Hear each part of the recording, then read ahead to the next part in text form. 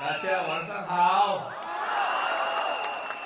大家明日好，下面我爱讲，安怎关我人关心老人的问题，好不好？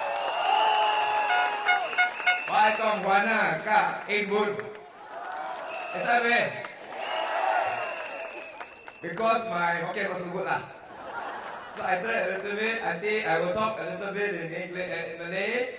Yeah, I'll speak in English. But there are two areas which I want to talk about tonight to show how much we care for residents of this coast. Let me start off with my speech in Malay. Saya lahir tahun Singapura Merdeka. Tahun 1965.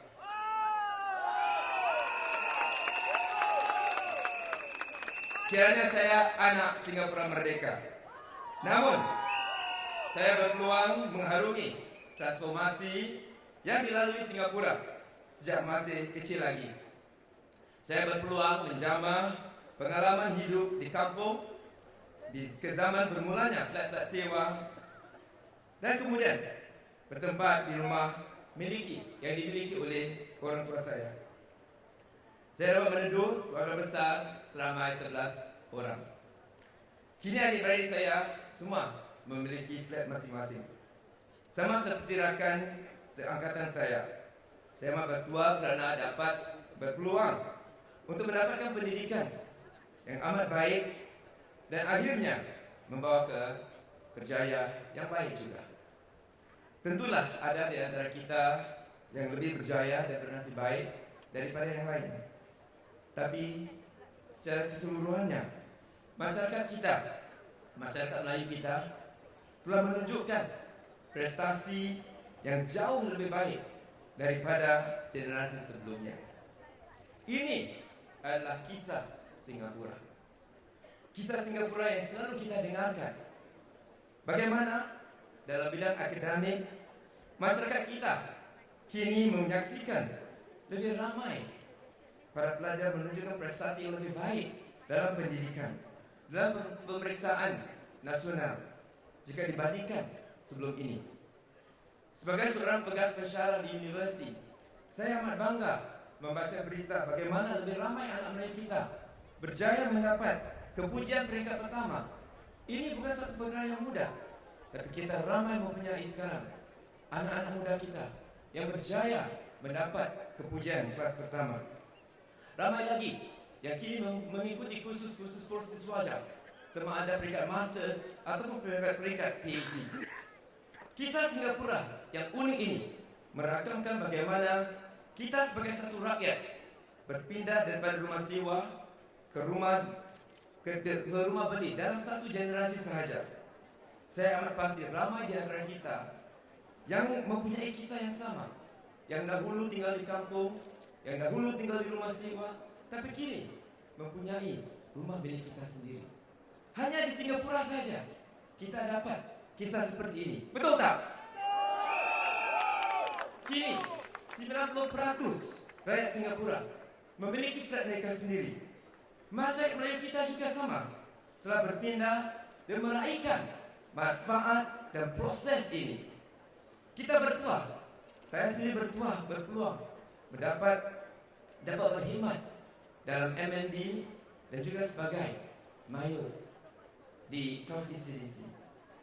Pemilikan rumah adalah pemangkin kritikal demi memperkasakan keluarga kita untuk berdaya tahan yang mempunyai merasa selamat kerana memiliki rumah mereka sendiri dan aset untuk masa depan yang lebih cerah untuk anak-anak mereka. Kami di MND sentiasa berhembas pulas untuk membantu rakyat Singapura menjadi pemilik rumah, termasuklah mereka yang bergaji rendah. Kini 90% di antara mereka yang bergaji rendah sudah pun cuba memiliki flat mereka. Sejak 2012, lebih daripada 1.800 buah keluarga, termasuk keluarga Melayu Islam kita, yang berpendapatan di bawah $1,000 telah menempah flat 2 bilik BTO mereka untuk berpindah atau lebih besar. Di manakah di dunia ini. Kita melihat keluarga yang mempunyai gaji di bawah $1,000 dapat memiliki rumah mereka sendiri. Hanya di Singapura sahaja.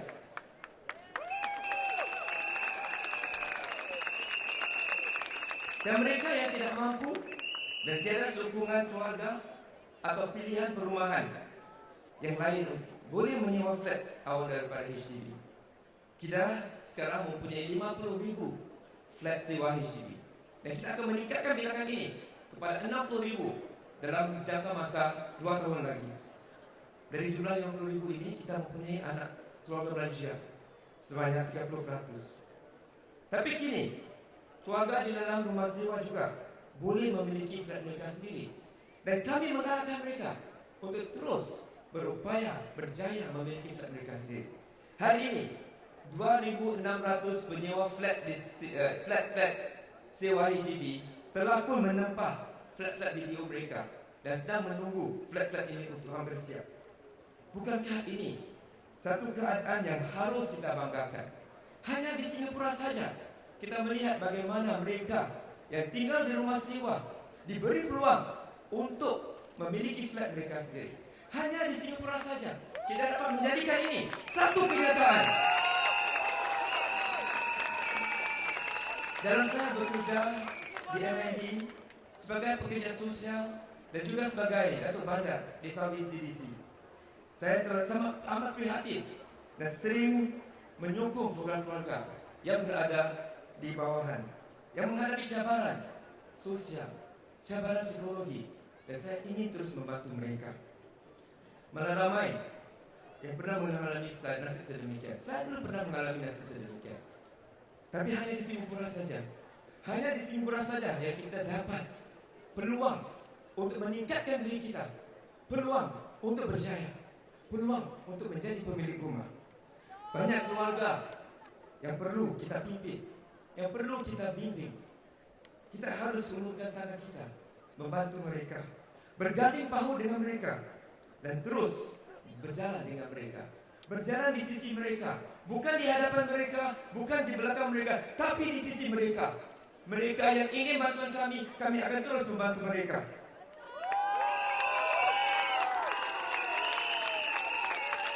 Kita mesti yakin, mereka meyakinkan mereka yang pemerintah dan masyarakat amat mengambil berat tentang hidup mereka. Saya sedang bekerja keras di pemerintah, di Kementerian Pembangunan Negara untuk membangunkan skim perumahan permulaan semula, untuk memberi peluang kepada bekas pemilik flat yang mempunyai anak kecil yang hari ini berada di rumah-rumah sewa, di flat-flat sewa kita, untuk memiliki flat mereka sekali lagi. Para penduduk East Coast GRC, pemerintah Singapura, pemerintah PAP amat mengambil berat terhadap masyarakat Melayu kita. Pemerintah mengambil berat terhadap mereka yang kecil, yang muda, yang tua, yang berpandang rendah, dan juga yang berpandang tengah. Kami ingin membina masa depan yang kaya dengan peluang untuk semua. Masyarakat Melayu kita telah menunjukkan prestasi yang lebih baik sejak 50 tahun ini. Kami akan menggalakkan lebih ramai untuk berjaya pada masa depan. Dan saya memimpin tangan mereka untuk yang tinggal di belakang. Mungkin ada yang tersandung dan terjatuh, tapi kami akan berada di sisi mereka untuk membantu mereka, membersihkan luka mereka, memberi mereka kekuatan untuk meneruskan perjalanan ini dengan kita. Kami akan menjadikan 50 tahun seterusnya lebih hebat untuk anak-anak kita dan anak-anak mereka. Terima kasih.